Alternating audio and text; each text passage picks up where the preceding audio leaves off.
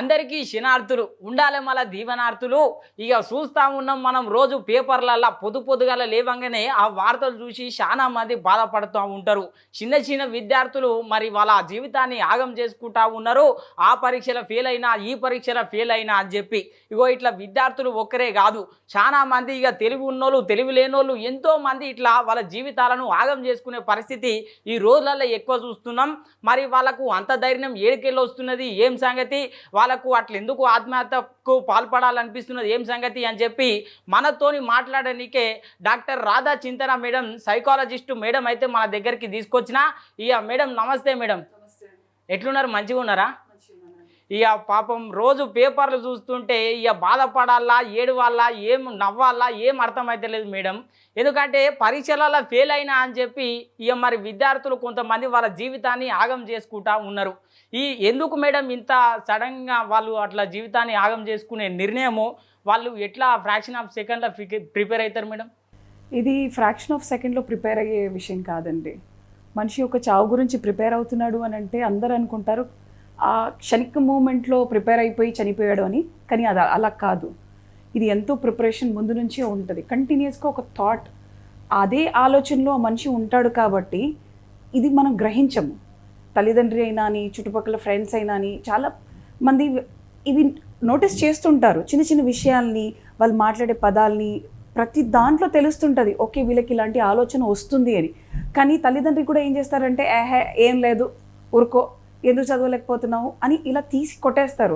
కొన్నిసార్లు పిల్లలు చెప్తారు, నాకు చాలా ప్రెషర్ అవుతుంది, నేను అంత ప్రెషర్ తట్టుకోలేకపోతున్నాను. ఆ టైంలో కూడా పేరెంట్స్ ఏంటంటే వాళ్ళ ఓన్ ఎక్స్పెక్టేషన్ పెట్టాలనుకుంటారు. అంటే చేయగలుగుతావు, ఎందుకు చేయలేవు. మోటివేషన్ అనేది డిఫరెంట్ సెక్టర్ అండి. ఇక్కడ మోటివేషన్ కాదు కావాల్సింది ఆ టైంలో, అండర్స్టాండింగ్. అంటే నా పిల్లోడు అసలు దేనికి ఒత్తిడి గురి అవుతున్నాడు, దేనికోసం, ఎందుకు ఇలాంటి ఆలోచనలు వస్తున్నాయి, ఇంత ఎక్స్టెంట్గా ఆలోచనలు వచ్చాయంటే అసలు నేనేం చేయాలి అనేది చాలా ఇంపార్టెంట్. సో దీంట్లో కీలకమైన పాత్ర అటు ఫ్రెండ్స్, ఇటు పేరెంట్స్, ఈవెన్ సొసైటీ కూడా ప్లే చేస్తుంది. కంటిన్యూస్గా మనము మార్క్స్, ర్యాంక్స్ మీద ర్యాంక్ ప్రెషర్ చూపిస్తుంటే అఫ్కోర్స్ పేరెంట్స్ కంటిన్యూస్గా ఏంటంటే ఫస్ట్ ర్యాంక్ రావాలి. ఎంతసేపు పిల్లోడికి ఫస్ట్ ర్యాంక్ రావాలి అని చెప్తున్నారు తప్ప సబ్జెక్ట్ బాగా రావాలి అని చెప్పట్లేదు. ఒక ఇంజనీర్కి, ఎలక్ట్రానిక్ ఇంజనీర్ అనుకోండి ఒక ఎగ్జాంపుల్, ఎలాగా ఏమవుతుంది అనేది తెలియాలి ప్రతి ఎలక్ట్రానిక్ ఐటమ్స్లో. కానీ అది ఎంతవరకు, ఇప్పుడు మీరు ఎవరినైనా క్వశ్చన్ అడగండి, ఎంతవరకు వాళ్ళకి నాలెడ్జ్ ఉంది అని అంటే హార్డ్లీ. రీజన్ ఏంటి? ముఖ్యంగా ఇప్పుడు మనం విద్యార్థులను గమనిస్తే అందులో కూడా చాలా మంది చాలా రకాలుగా ఉంటారు మేడం. ఇక ఒక ఆయన ఎన్ని సబ్జెక్టులు ఫెయిల్ అయినా అవి కుప్పలేక ఇంతగానం వేసుకపోయినా ఇక దిల్దారుగా మొత్తం మీద హ్యాపీగా తిరుగుతూ ఉంటాడు. ఇక 1-2 సబ్జెక్టులు ఫెయిల్ అయ్యేసరికి ఇక అయిపోయింది నా జీవితము, ఇక ఇంట్లో ఏమంటారో, బయట చుట్టాలు ఏమంటారో, ఏం సంగతు అని చెప్పి ఇట్లా అబ్బాయిలు కానీ అమ్మాయిలు కానీ చాలా బాధపడుతుంటారు మేడం. ఇక మరి వీళ్ళకు వాళ్ళకు సైకాలజికల్ పరంగా ఏమన్నా తేడాలు ఉండే అవకాశం ఉన్నదా మేడం? ఆ డిఫరెన్సెస్ అండి ఏంటంటే ఇప్పుడు ఒక మనిషి ఒక విధానం, చాయిస్ అంటే మన ప్రతి ఒక్కరి దగ్గర చాయిస్ ఉంటాయి. కానీ మనం ఏం చేస్తామని అంటే చాయిస్ ఇవ్వాలి అని అనుకోము.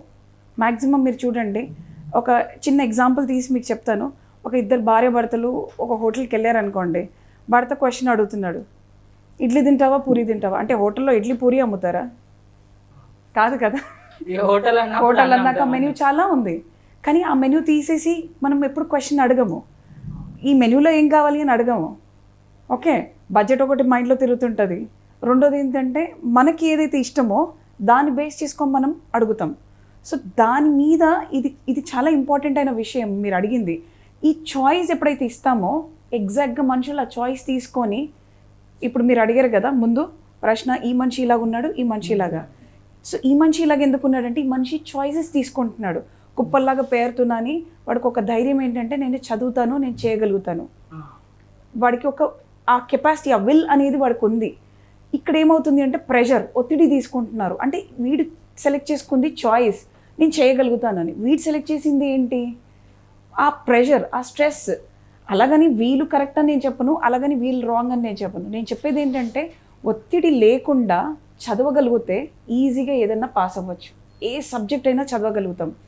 అందరూ చేసేది ఇంజనీరింగ్ సబ్జెక్ట్స్లో చేసే వన్ డే బ్యాటింగ్ వల్లనే చాలా ప్రాబ్లమ్స్ వస్తున్నాయి. మేజర్ డ్యామేజ్ జరుగుతుంది అక్కడే.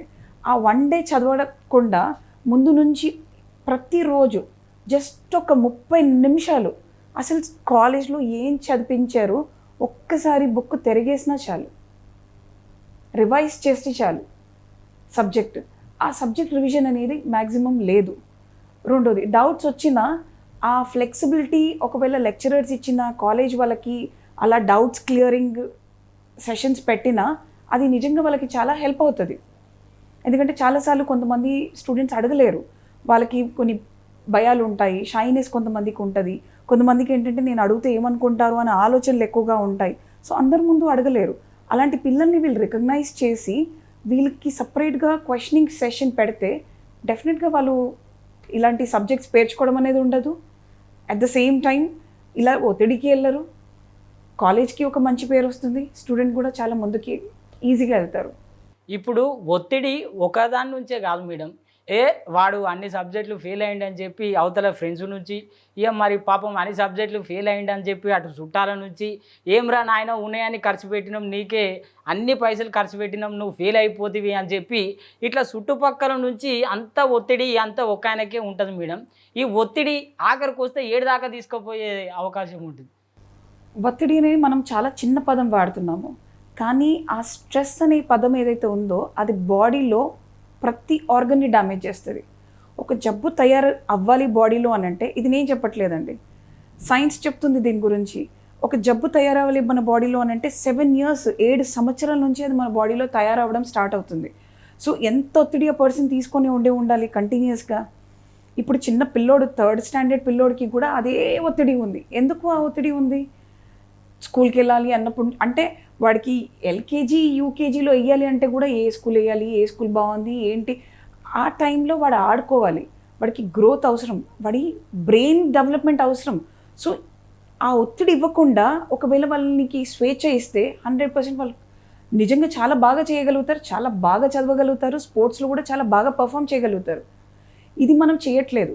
స్ట్రెస్ అని చిన్న పదం వాడేసేసి అది ఇమోషనల్గా మన బాడీ మీద ఎంత డ్యామేజ్ చేస్తుంది, ఎన్ని డిజీజ్ని క్రియేట్ చేస్తుందో ఎవరికి తెలియట్లేదు. ఇప్పుడు అట్లా ఒత్తిడికి లోనై కొంతమంది పాపం జీవితాలను ఆగం చేసుకుంటారు. ఇక బయట మనం చూస్తుంటే అగో ఫెయిల్ అయ్యానట అందుకే ఇంత పానం తీసుకునే దాకా వచ్చింది పంచాయతీ అని చెప్పి ఒక్క మాటతో ఇట్లా సింపుల్గా కొట్టి పడేస్తారు మేడం. కాకపోతే దాని వెనకాల చాలా కారణాలు ఉంటాయి. ముఖ్యంగా అట్లా ఏమేమి కారణాలు ఉంటే ఆ పొజిషన్ వరకు అవుతుంది? ఫస్ట్ ఏంటంటే అండి, వీళ్ళు మాట్లాడేటప్పుడు వీళ్ళు చాలా విషయాలు బయట పెడతారు కానీ పట్టించుకోకపోవడం, ఇగ్నోరెన్స్ అంటాం. ఏంటంటే పేరెంట్స్ ఇగ్నోర్ చేయడము, ఓకే, ఫ్రెండ్స్ దగ్గర నుంచి కూడా అదే ఇగ్నోరెన్స్ రావడము.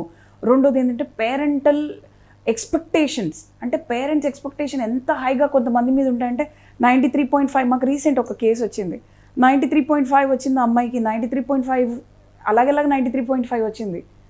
మేము అనుకున్నాము నువ్వు 99 వరకు వస్తావని, నువ్వు 93.5 వెళ్ళవు. 93.5 రావడం క్రైమ్ అని నాకు తెలియదండి. అంటే అంత ఒత్తిడి పేరెంట్ పెడుతున్నారు.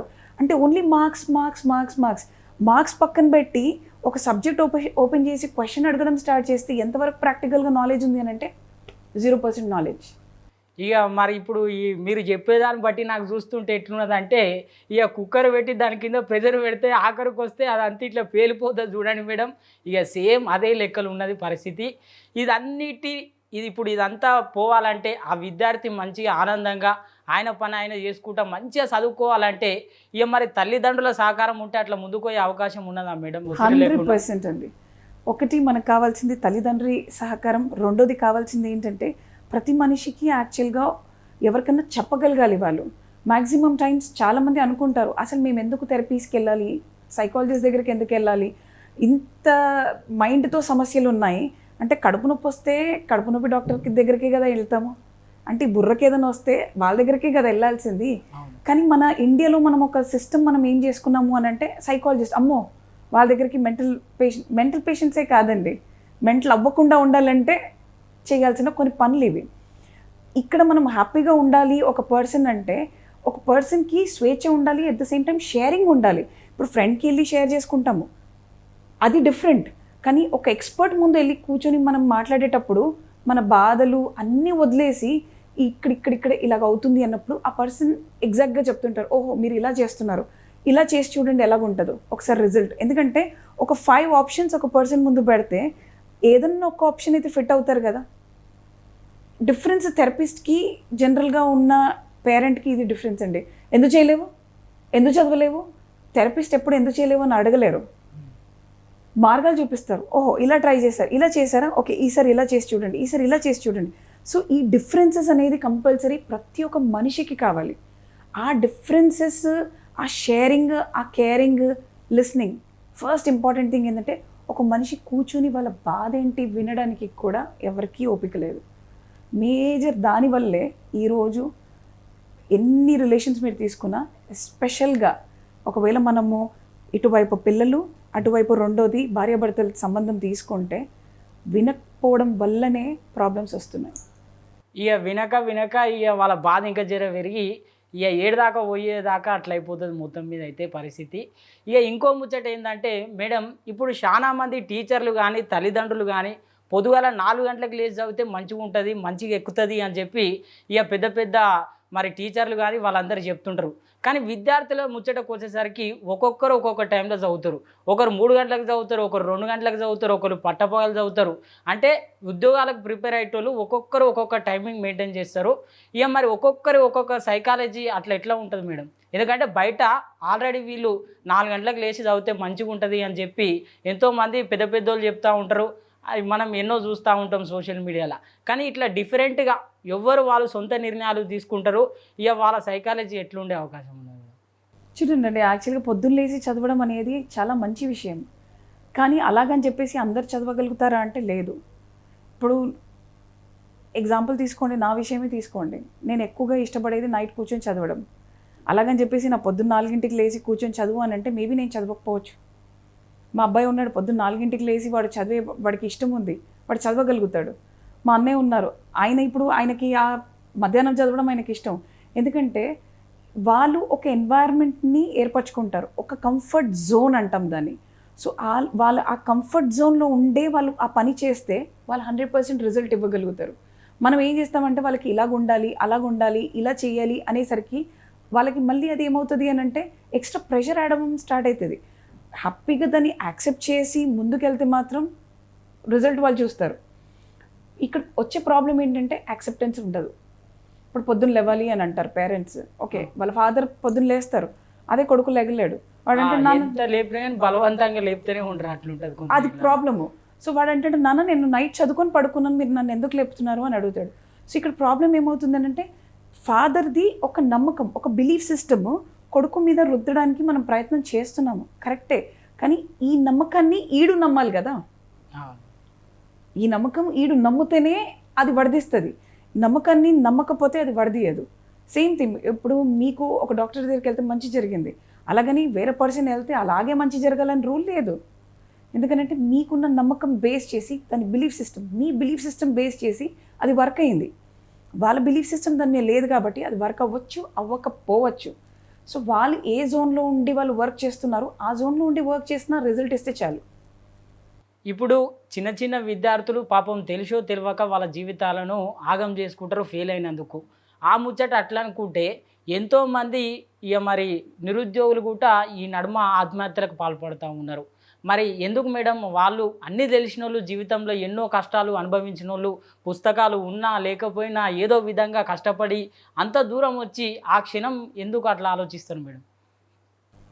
ఒకటండి, మనిషి యాక్చువల్గా ఏంటంటే ఆవేశంలో డిసిషన్స్ తీసుకోవడము ఇది తరచుగా అలవాటు అయిపోయింది. ఇంకా ఇప్పుడు మనం తినే ఆహారం కూడా మన మైండ్కి ఎంత ఇంపాక్ట్ చేస్తుందనంటే 2 minutes మ్యాగీ లైఫ్లో ఉన్నాం మనము ఈ జనరేషన్లో. సో ఆ చిన్న విషయం తీసుకుంటే ఇప్పుడు ఒకవేళ జాబ్ పోయింది అనుకోండి, ఏమైంది? జాబే కదా. ఫస్ట్ వాళ్ళ ఆలోచనని వాళ్ళు మార్చగలగాలి ఇన్స్టెంట్గా. సో కొన్నిసార్లు నాకు నా ఆలోచనని మార్చడం అవ్వకపోవచ్చు, సపోర్ట్ సిస్టమ్ కావాలి, సపోర్ట్ తీసుకోండి. మేబీ కొన్నిసార్లు మన ఫ్రెండ్స్కి చెప్పినా అది ఆలోచన ఏముందిరా పోతే పోయిందని ఇలా మాట్లాడేసి తీసేస్తాడు. సో తనకేమనిపిస్తుంది అంటే నా ఫ్రెండ్ కూడా నన్ను అర్థం చేసుకోవట్లేదు అనిపిస్తుంది. ఆ టైంలో పేరెంట్స్ ముందు వెళ్ళి కూర్చుంటే గాలికి తిరిగిలాగా ఇంకా తిరుగుతూనే ఉండు అని వాళ్ళు ఈ కౌంటర్లో వేస్తుంటారు. కాబట్టి వీళ్ళకి నా బాధ అర్థమవ్వదు అని ఈ స్టేట్కి వెళ్ళిపోతుంటారు. దీనివల్ల ఏమవుతుంటుందంటే కంటిన్యూస్గా నేను నా లైఫ్లో ఏమీ చేయలేనన్న స్థితికి వచ్చేస్తారు. ఎప్పుడైతే నేను ఏమీ చేయలేనన్న స్థితికి వస్తారో అప్పుడు మనిషి వాళ్ళని వాళ్ళు సమాప్తం చేసుకోవాలని అనుకుంటారు. వీళ్ళు ఇంత పెద్ద బాధతోని వీళ్ళు జీవితాన్ని ఆగం చేసుకుంటే ఇక మీరు సోషల్ మీడియాలో చూస్తుండొచ్చు. ఇక భార్య చికెన్ ఉండలేదని చెప్పి కొంతమంది ఆత్మహత్య చేసుకునే ప్రయత్నం చేస్తారు. ఇక మరి ఇట్లా ఎన్నో కేసులు చూస్తుంటాం మేడం. మరి భార్య చక్కగా మాట్లాడతలేదు అని చెప్పి రోజు ఓ పంచాయతీ. ఇగో ఇట్లా ఇటువంటి కేసులు చూసినప్పుడు మీకు ఎట్లా అనిపిస్తుంది మేడం? ఇందాక చెప్పాను కదండి, క్షణిక ఆవేశం అనేది చాలా ఎక్కువగా అయిపోయింది. మనుషులకి కరెక్ట్గా కూర్చొని మాట్లాడే వాళ్ళు ఇప్పుడు మ్యాక్సిమం లేరు. రెండోది ఏంటంటే మనకి ఇప్పుడు ఇంతకుముందు మనకి పూర్వంలో జాయింట్ ఫ్యామిలీస్ ఉండేవి.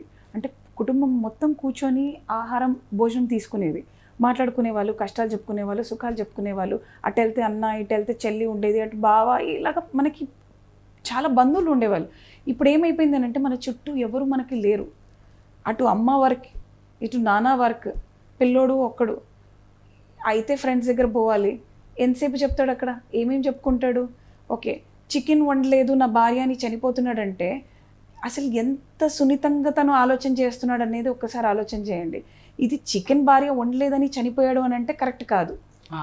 ముందు నుంచి ఉన్న ఆలోచనలు, ముందు నుంచి నన్ను ఎవరు పట్టించుకోరు, లేకపోతే నా గురించి ఎవరు ఆలోచన చేయరు, నేనంటే ఎవరికి ఇష్టం లేదు, ఈ ఆలోచనలు కంటిన్యూస్గా తరచుగా ఒక మనిషికి ఉన్నాయి అని అంటే వాళ్ళు కంపల్సరీ వాళ్ళ మీద వాళ్ళు వర్క్ చేయాల్సిందే. జీవితంలో ప్రతి ఒక్కరు వాళ్ళ మీద పని చేయాల్సిందే. కానీ మనం ఏం చేస్తున్నామనంటే ఎంతసేపు పుస్తకాలు పురుగుల్లాగా బుక్ ఓపెన్ చేయి చదువు, బుక్ ఓపెన్ చేసి చదువు. బుక్ని చదవడం కన్నా జీవితాన్ని చదవడం చాలా ఇంపార్టెంట్.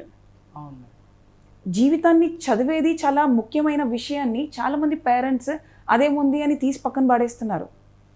ఇప్పుడు ఇంటర్వ్యూ కూడా వెళ్తున్నాము, ఇంటర్వ్యూలో అన్ని ఇంటర్వ్యూస్ క్లియర్ చేసిన లాస్ట్ ఒక హెచ్ఆర్ రౌండ్ మనిషి ముందు కూర్చొని ఇచ్చే ఇంటర్వ్యూలో వీళ్ళు ఫెయిల్ అయిపోతున్నారు. ఎందుకండి టెక్నికల్గా అంత బాగా చదివి మనిషి ముందు కూర్చొని 4 ముక్కలు మాట్లాడడానికి ఎందుకు ఫెయిల్ అయిపోతున్నారు అంటే ఒక మనిషితో మనిషి మాట్లాడాలి ఎలాగా అనేది యాక్చువల్గా నేర్చుకోవట్లేదు. అసలు నేను ఏం మాట్లాడుతున్నాను అనే ఆలోచన కూడా వాళ్ళు చేయట్లేదు. ఎక్కడ ఎందుకు నాకు కోపం వస్తుంది, ఏ లెవెల్ వరకు వస్తుంది, అసలు నేను ఎందుకు ఇలా బిహేవ్ చేస్తున్నాను అని ఒక్కసారి కూర్చొని ఒక బుక్ తీసుకొని వాళ్ళు రాయడం స్టార్ట్ చేస్తే వాళ్ళకే అర్థమవుతుంది. ఓహో, కొన్ని రోజుల నుంచి నాకు ఇలాగ అవ్వడం వల్ల నేను ఇలా ప్రవర్తిస్తున్నాను.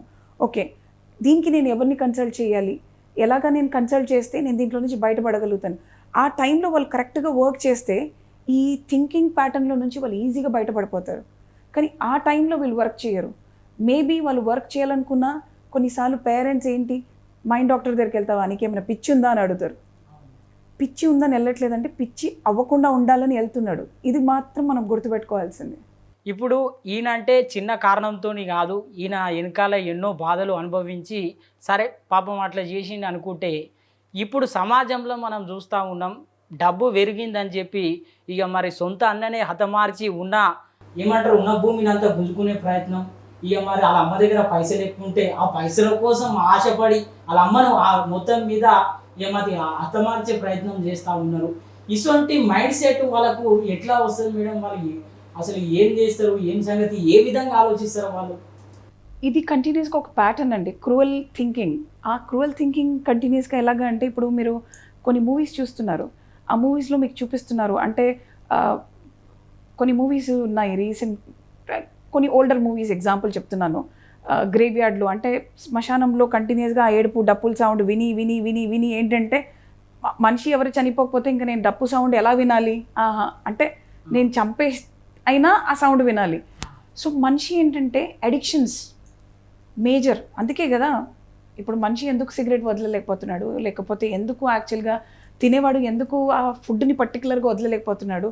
మేజర్ ప్రాబ్లమ్స్ ఎక్కడ వస్తున్నాయి అని అంటే హ్యాబిట్స్ ఏవైతే వాళ్ళు అలవాట్లు చేసుకున్నారో ఆ అలవాట్లని వాళ్ళు వదలాలనుకోవట్లేదు. రెండోది వాళ్ళ సుఖాలు. ఎంతగా మనిషి సుఖపడిపోవాలనుకుంటున్నాడంటే చూడండి, నార్మల్ కార్లో కూడా వెళ్ళినా కారే ఓకే, కానీ ఆ 4 సున్నాలు ఉంటేనే కానీ మనిషికి తృప్తి లేదు ఈరోజు. రైట్, ఈరోజు మనకి స్కైలార్ అపార్ట్మెంట్స్ కావాలి అంటే ఎత్తున ఉన్న అపార్ట్మెంట్స్ కావాలి. ఇవన్నీ మనిషి ఎంతైతే ఎక్కువగా కోరుకుంటున్నాడో life style, high life style, ఎంతసేపు మనిషి ఎంతమంది కంటిన్యూస్గా ఇంట్లోనే తింటున్నారు, మ్యాక్సిమం ఫుడ్ బయట తినడము. సో దీనికి కావాల్సిన లగ్జరీ లైఫ్. దానికి కావాల్సింది డబ్బు, అది ఉన్నది వాళ్ళ పేరెంట్ దగ్గర. సో వాళ్ళు ఇది మంచిదా చెడువా అని ఆలోచనలో వాళ్ళు ఉంటే అంతవరకు వెళ్ళి అంత చేయాల్సిన అవసరం కూడా లేదు, గొడవపడాల్సిన అవసరం కూడా లేదు. ఎందుకంటే ప్రతి తల్లిదండ్రి సంపాదించింది రూపాయి కూడా పిల్లోడి కోసం కూడబెట్టి ఇవ్వాలనుకుంటారు. హతమార్చి తీసుకోవాల్సిన నిజంగా అంత అవసరం ఉందా? ఏ తల్లి అయినా అని 60 సంవత్సరాలు ఉంటుంది, 70 ఉంటుంది, పోనీ 90 ఉంటుంది. దాని తర్వాత ఆవిడ కూడా జీవి వదిలిపోవాలి కదా, ఈ మనిషి అయినా జీవి వదిలిపోవాలి కదా. ప్రపంచంలో ఒక్కరిని చూపించండి, పోనీ రూపాయి కాయిన్ పెట్టుకొని నేను పైకి పట్టుకెళ్తానని అలెగ్జాండర్ క్లియర్గా భూమి మీద చూపించింది ఏంటంటే, నా చెయ్యి మాత్రం కోసి పెట్టండి, ఎందుకంటే నేను చనిపోయేటప్పుడు ఏది పట్టుకోపోలేదు, మీరు ఏం పట్టుకోబోరు అని. ఇంత నిజం తెలుసుకోక ఇక మరి ఆగం చేస్తుంటారు. ఈ అమ్మనాయన పాపం వాళ్ళ ఉసురు పోసుకుంటూ ఉంటారు కొంతమంది. ఇప్పటికీ ఒకటి నాకు అర్థం కాని ముచ్చట ఏంటంటే, ఇక సమాజంలో ఎట్లుంటుందంటే, నాయనమ్మ అంటే ఆలన పాలన చూసుకుంటుంది అని చెప్పి మనం వెనకటి సరి చూస్తున్నాం. ఎవరైనా నాయనమ్మ అంటే మంచిగా చూసుకుంటుంది అని చెప్పి ఓ ముచ్చట అయితే ఉన్నది మేడం. కానీ ఊర్లలో పరిస్థితి ఎట్లుంటుంది అంటే, ఇక ఒక నాయనమ్మ ఏమున్నదంటే ఇటుముడికి వెళ్ళి నడుచుకుంటూ పోతుంటే, ఏం బిడ మంచిగా ఉన్నావా, తినవా, ఎట్లున్నది, ఎడదల తిరగకు, మంచిగా ఉన్నావా లేదని చెప్పి ఒక ఆమె అంటుంటుంది.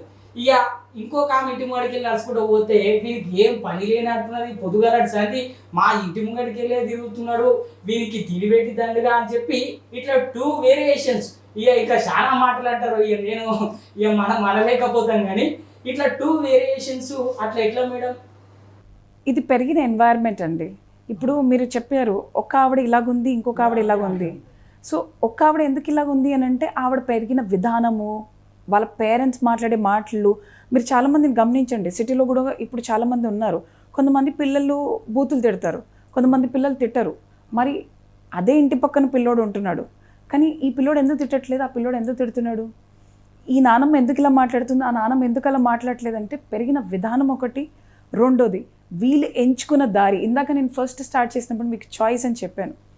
నేను ఇలా ఉండాలి, నేను ఇలా మాట్లాడాలి అని వీళ్ళు వాళ్ళ మైండ్లో కొన్ని ఫిక్స్ చేసుకుంటారు.